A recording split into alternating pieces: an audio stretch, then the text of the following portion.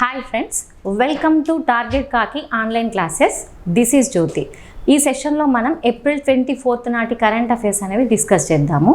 So అందులో భాగంగా మన మొదటి అంశం వచ్చేసి ఈరోజు డేస్లో భాగంగా ఈరోజు ప్రాముఖ్యత ఏంటి అని అంటే ఏప్రిల్ 24 మనము జాతీయ పంచాయతీరాజ్ దినోత్సవంగా జరుపుకుంటామండి.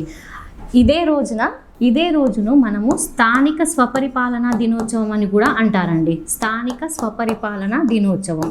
సో అయితే మరి ఈ డేని మొదటిగా ఎప్పుడు జరిపారు, సో ఎందుకు జరిపారు అనే అంశాల్లోకి వెళ్తే, సో 1993 ఏప్రిల్ 24న 73వ రాజ్యాంగ సవరణ చట్టం అనేది, రైట్, 1993 ఏప్రిల్ 24న, రైట్, మనకు 73వ రాజ్యాంగ సవరణ చట్టం కాన్స్టిట్యూషనల్ అమెండ్మెంట్ యాక్ట్ అనేది అమల్లోకి వచ్చిన సందర్భంగా దానికి గుర్తుగా ఈ ఏప్రిల్ 24న మనము పంచాయతీరాజ్ దినోత్సవంగా జరుపుకుంటున్నామండి. అయితే మరి ఎప్పుడు దీన్ని మొదటిసారిగా ఎప్పుడు ఈ డేని నిర్వహించారు? ఓకే, సో అది 2010లో అప్పటి ప్రధానమైనటువంటి మన్మోహన్ సింగ్ గారి సూచన మేరకు ఈ డేని నేషనల్ పంచాయతీరాజ్ డేగా నిర్వహించడం జరుగుతుందండి. ఓకే, సో ఇప్పుడు దీని యొక్క ఉద్దేశం ఏంటి అని అంటే మరి సో ఈ గ్రామ పంచాయతీలు ఏవైతే ఈ పంచాయతీరాజ్ వ్యవస్థను బలోపేతం చేయడం అండి. అలాగే ఈ గ్రామ స్థాయి ఏదైతే ఉందో గ్రామాలు ఉంటాయి కదా, వాటిని అభివృద్ధి చేయడంలో పంచాయతీరాజ్ వ్యవస్థ యొక్క పాత్రను గుర్తించడానికి అని చెప్పేసి ఈ దినోత్సవాన్ని నిర్వహిస్తారు. ఓకేనా అండి, క్లియర్? ఓకే, అయితే ఈ స్థానిక పాలన గురించి కొంత హిస్టరీ రిలేటెడ్గా ఒక పాయింట్ అండి. ఈ స్థానిక పాలన గురించి మరి చోళుల కాలంలోనే ఈ స్థానిక పాలన స్టార్ట్ అయింది అని చెప్పేసి మనకు ఉత్తర మేరూరు అనే శాసనం అనేది చెప్తుందండి. ఏంటి అది? ఉత్తర మేరూరు శాసనం, రైట్. ఇది ఎప్పుడు ఈ స్థానిక పాలన అనేది ఉంది అని చెప్పేసి, ఎవరి కాలంలో స్థానిక పాలన ఉందట? చోళుల కాలంలో స్థానిక పాలన అనేది ఉండేది అని చెప్పేసి ఏ శాసనం చెప్తుంది? ఉత్తర మేరూరు అనే శాసనం చెప్తుంది. ఇది హిస్టరీ పాయింట్ ఆఫ్ వ్యూలో వెరీ వెరీ ఇంపార్టెంట్ అండి, ఉత్తర మేరూరు శాసనం అనేది. అయితే మన ఇండియాలో మరి అతిపెద్ద పంచాయతీ ఎక్కడుంది? ఓకే, అతిపెద్ద పంచాయతీ ఎక్కడుంది అని అంటే మహారాష్ట్రలోని అక్లూజ్ అండి. అక్లూజ్ అనేది మహారాష్ట్రలో ఉంటుంది, రైట్. ఇది ఇండియాలోనే అతి పెద్ద పంచాయతీ అండి, రైట్. మరి అతి పెద్ద పంచాయతీ, ఓకేనా అండి. మరి అతి చిన్న పంచాయతీ ఎక్కడుంది అని అంటే డయ్యూ అండి, డయ్యూ, రైట్. ఇది పంచాయతీరాజ్ దినోత్సవానికి సంబంధించిన విషయం అండి. సో మన నెక్స్ట్ టాపిక్ వచ్చేసి ఆస్కార్ అవార్డ్స్ అనేది వార్తల్లో ఉందండి. 2026 మార్చిలో జరగబోయే ఆస్కార్ అవార్డ్స్లో ఆర్టిఫిషియల్ ఇంటెలిజెన్స్ టెక్నాలజీతో నిర్మించే చిత్రాలను కూడా ఆస్కార్ అవార్డ్స్కి పరిగణలోకి తీసుకున్నట్లుగా ఆస్కార్ అవార్డ్స్కి చెందినటువంటి academy of motion pictures arts and science ప్రకటించిందండి. మరి 2026 మార్చిలో అని అంటున్నాను. ఈ అవార్డ్స్ అనేవి మనకు 98వ అవార్డ్స్ అండి, 98వ ఆస్కార్ అవార్డ్స్ 2026 మార్చిలో జరగనున్నాయి. దీంట్లో ఆర్టిఫిషియల్ ఇంటెలిజెన్స్ అంటే ఏఐ టెక్నాలజీతో నిర్మించిన చిత్రాలను కూడా ఈసారి తీసుకొని ఉన్నారనమాట. ఓకేనా?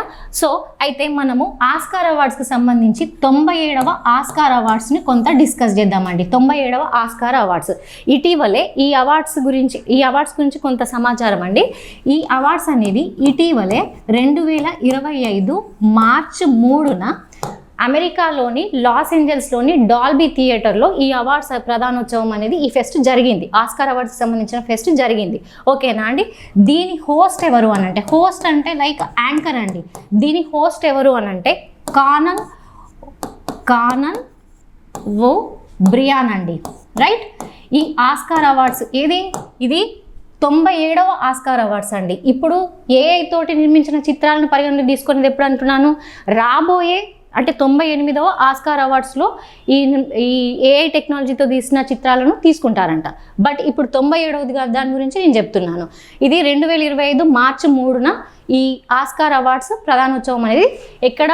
లాస్ ఏంజల్స్లోని డాల్బీ థియేటర్లో, అమెరికాలోని లాస్ ఏంజల్స్లోని డాల్బీ థియేటర్లో జరిగింది. ఓకేనా? దీని హోస్ట్ ఎవరని చెప్పాను? కానన్ ఓ బ్రియాన్ అండి. ఓకే, అయితే ఎన్ని విభాగాల్లో ఈ అవార్డును ప్రకటించారు అని అంటే ఈ ఆస్కార్ అవార్డ్స్ 23 విభాగాల్లో ఈ ఆస్కార్ అవార్డుని ప్రకటించడం జరిగింది. అయితే అందులో ఒక 3-4 విభాగాలు అనేది మనం నేర్చుకుందాం.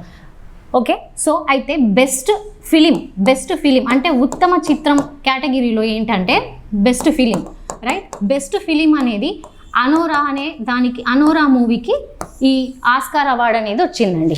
Okay, best film. So best actor వచ్చేసి Adrien Brody, right. Best actor ఉత్తమ నటుడు విభాగానికి ఆడ్రియన్ బ్రాడీ అండి. ఆడ్రియన్ బ్రాడీ ది బ్రూటలిస్ట్ అనే మూవీకి ఇతనికి బెస్ట్ యాక్టర్ అవార్డు రావడం జరిగింది. బెస్ట్ యాక్టర్గా విభాగంలో ఆస్కార్ అవార్డు రావడం జరిగింది. ఓకే, మరి ఉత్తమ నటి ఎవరు అని అంటే మైకీ మాడిసన్ అండి. మైకీ మాడిసన్ అనే మహిళకు ఉత్తమ నటి అవార్డు అనేది రావడం జరిగింది. మరి ఏ మూవీకి అంటే ఇది కూడా అనోరా మూవీకి అండి. అనోరా మూవీకి. మరి బెస్ట్ డైరెక్టర్ వచ్చేసి సీన్ బేకర్ అండి, right. Sean Baker very very important అండి. ఇది కూడా ఈ బెస్ట్ డైరెక్టర్ కూడా అనోరా మూవీకి రావడమే జరిగింది. ఈ అనోరా మూవీ అనేది చాలా చాలా ఇంపార్టెంట్ అండి ఈ మూవీ. సో ఎందుకంటే ఆస్కార్ అవార్డు అనేది ఒక్క అవార్డు రావడమే గగనం. అలాంటిది ఈ మూవీకి డిఫరెంట్ కేటగిరీస్లో ఒక 4 అవార్డ్స్ రావడం జరిగింది. ఏ విభాగాల్లో అంటే బెస్ట్ ఫిలిం కేటగిరీలో, అండ్ బెస్ట్ డైరెక్టర్ కేటగిరీలో, బెస్ట్ స్క్రీన్ ప్లే కేటగిరీలో, తర్వాత ఎడిటింగ్ కేటగిరీలో. ఈ 4 కేటగిరీలో అనోరా అనే మూవీకి ఈ 4 ఆస్కార్ అవార్డ్స్ అనేది రావడం జరిగింది. ఇది 97th ఆస్కార్ అవార్డ్స్ గురించండి. ఓకేనా. సో ఇక్కడ అభ్యర్థులకు చిన్న ఇన్ఫర్మేషన్ అండి. ఏంటనంటే మూవీసే కదా అని చులకనగా చూడకండి. ఎందుకనంటే ఇప్పుడు కాంపిటేటివ్ ఎగ్జామ్, ఇప్పుడు మన ఎగ్జామ్స్లో ఈ కరెంట్ అఫైర్స్ పైన వెయిటేజ్ అనేది చాలా పెరిగింది. గతంలో అయితే 25కు పైగా క్వశ్చన్స్ వచ్చేవి. 25 నుంచి 27, ఇంకా మ్యాక్సిమం 30 వరకు ఉండేవి. ఇప్పుడు ఎట్లా అంటే 32కు పైగా, మొన్న తెలంగాణలో జరిగిన గ్రూప్ 2-3 ఎగ్జామ్లో 32కు పైగా క్వశ్చన్స్ కరెంట్ అఫైర్స్ పైన అడిగినరు. దట్టు ఎస్పెషల్గా మళ్ళీ దీంట్లో 2 నుంచి 3 క్వశ్చన్స్ మూవీస్ పైన అడగడం జరిగింది. అంటే గ్రూప్ 1 ప్రిలిమ్స్లో, తెలంగాణలో జరిగిన గ్రూప్ 1 ప్రిలిమ్స్లో భక్త ప్రహ్లాద పైన క్వశ్చన్ అడగడం జరిగింది. తర్వాత గ్రూప్ 2-3లో లైక్ ఆటం 2 times రిపీట్ అయిందండి. ఇది మలయాళీ మూవీ, రైట్. ఆటం అంటే ఆట అని అర్థం. సో అది పక్కన పెడితే ఆటం 2 times రిపీట్ అయింది. తర్వాత ఎలిఫెంట్ విస్పరర్స్, ఇలాంటి మూవీస్ అనేది అడగడం జరిగింది. ఓకేనా అండి. ఇది మూవీస్ గురించి ఇంపార్టెంట్. అయితే ఒకసారి మన ఇండియన్ మూవీస్ సంబంధించి ఒక 2-3 సినిమాల గురించి మాట్లాడదాం. మనందరికీ తెలిసిందే లాపతా లేడీస్ ఉంది కదా. లాపతా లేడీస్ అనేది ఇది ఆస్కార్ అవార్డుకి నామినేట్ అవ్వడం జరిగింది. సారీ.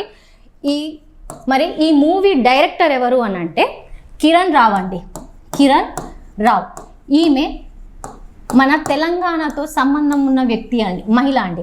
ఈమె ఎవరు అని అంటే మన వనపర్తి రాజు ఉన్నారు కదా, 3వ రామేశ్వరరావు, ఆయన యొక్క మనవరాలు, రైట్. కొడుకు ఆమె రామేశ్వరరావు యొక్క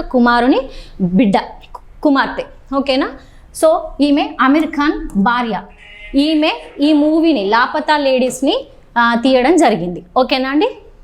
సో నెక్స్ట్ వచ్చేసి ఇంకొక మూవీ వచ్చేసి ఇది వెరీ వెరీ ఇంపార్టెంట్ అండి. ఇది కూడా ఒక Malayali movie, all we imagine as light అండి. ఇది movie all we imagine as light అనే మూవీ. ఇది ఈ లాపతా లేడీస్ అయితేనేమో ఆస్కార్ అవార్డ్స్కి నామినేట్ అయింది. కానీ ఈ all we imagine as light అనే మూవీ 2024లో జరిగిన కేన్స్ ఫెస్ట్ ఉంది కదా, కేన్స్ ఫిలిం ఫెస్టివల్కి గ్రాండ్ ప్రిక్స్ అవార్డుని కైవసం చేసుకుందండి. ఏది గ్రాండ్ ప్రిక్స్ అనే అవార్డును ఈ all we imagine as light అనే మూవీ గ్రాండ్ ప్రిక్స్ అవార్డుని కైవసం చేసుకుంది. మరి ఈ మూవీ డైరెక్టర్ ఎవరు అని అంటే పాయల్ కపాడియా అండి. ఈ మూవీ డైరెక్టర్ ఎవరు? పాయల్ కపాడియా. ఓకేనండి. అయితే ఈ మూవీ గురించి ఎందుకంత ఇంపార్టెంట్ అని చెప్తున్నాను అని అంటే 2020 అంటే అమెరికా మాజీ అధ్యక్షుడైనటువంటి ఒబామా 2024లో నేను చూసిన ఒక 10 బెస్ట్ మూవీస్లో the best movie all we imagine as light అని చెప్పేసి స్వయంగా పేర్కొనడం జరిగింది అన్నారండి. సో ఆ పాయింట్ ఆఫ్ వ్యూలో ఇది ఇంపార్టెంట్ అని చెప్తున్నాను. ఇది కూడా ఒక మలయాళీ మూవీ అండి. ఓకేనా. ఇది మూవీస్ గురించి అండి. ఓకే, అంటే మీరు కరెంట్ అఫైర్స్ అనగానే మూవీస్ గురించి మినిమం ఒక 2 questions, మ్యాక్సిమం ఒక 3 questions ఉంటాయని చెప్పేసి మైండ్లో ఫిక్స్ అవ్వండి. ఓకే, ఇది మూవీస్ గురించి అండి. మన నెక్స్ట్ టాపిక్ వచ్చేసి మహిళలకు ఏఐ కెరీర్లు అని చెప్పేసి ఒక అంశం వార్తల్లో ఉందండి. సో ఏంటంటే మహిళలను ఆర్టిఫిషియల్ ఇంటెలిజెన్స్ రంగంలో నైపుణ్యతలు పెంచి శిక్షణ ఇచ్చే దిశగా ministry of MSDE, right, MSDE అంటే ఏంటి, ministry of skill development, entrepreneurship and మైక్రోసాఫ్ట్లు ఈ కార్యక్రమాన్ని లాంచ్ చేశారండి. సో దీని ముఖ్య ఉద్దేశం ఏంటి అని అంటే ఈ ఆర్టిఫిషియల్ ఇంటెలిజెన్స్ రంగంలో మహిళలు కెరీర్లు అంటే వాళ్ళ యొక్క కెరీర్ను దీంట్లో ఎంచుకునేలా ప్రోత్సహించడం. ఓకేనా అండి. అయితే దీంట్లో భాగంగా ఏంటి అని అంటే ఇది దేశంలోని 6 రాష్ట్రాలు ఏంటి అనేది ఇంకా అధికారికంగా ప్రకటించలేదండి. ప్రకటించిన తర్వాత నేను 6 రాష్ట్రాలు ఏంటి అని చెప్తాను. అయితే దేశంలోని 6 రాష్ట్రాల్లో సుమారుగా 20,000 మందికి ఈ ఆర్టిఫిషియల్ ఇంటెలిజెన్స్లో నైపుణ్యతను పెంచి శిక్షణ ఇవ్వనున్నారండి. ఓకేనా అండి. అయితే దీని యొక్క స్పెషాలిటీ, ఇంకొక ప్రత్యేకత ఏంటి అని అంటే దీనికి సంబంధించి ఈ మైక్రోసాఫ్ట్ ఏదైతే ఉందో NCVETతో కలిసి, NCVET అంటే ఏంటి, national council for vocational education training అండి, national council for vocational education training. Okay, Microsoft ఈ NCVETతో కలిసి సిలబస్ను రూపొందించడం జరిగిందండి. ఇది మహిళలకు AI కెరీర్లు అనే అంశం అండి. మన నెక్స్ట్ టాపిక్ వచ్చేసి పర్సోనా నాన్ గ్రేటా అనేది వార్తల్లో ఉందండి.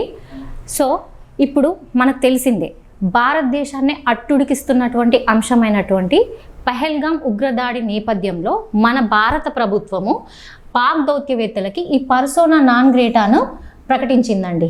రైట్, అధికారికంగా సమన్లను అంటే నోటీసులను ఇచ్చింది. రైట్, ఈ పర్సోనా నాన్ గ్రేటా అంటే ఏంటి అని అంటే అయిష్టతను తెలపడం అండి.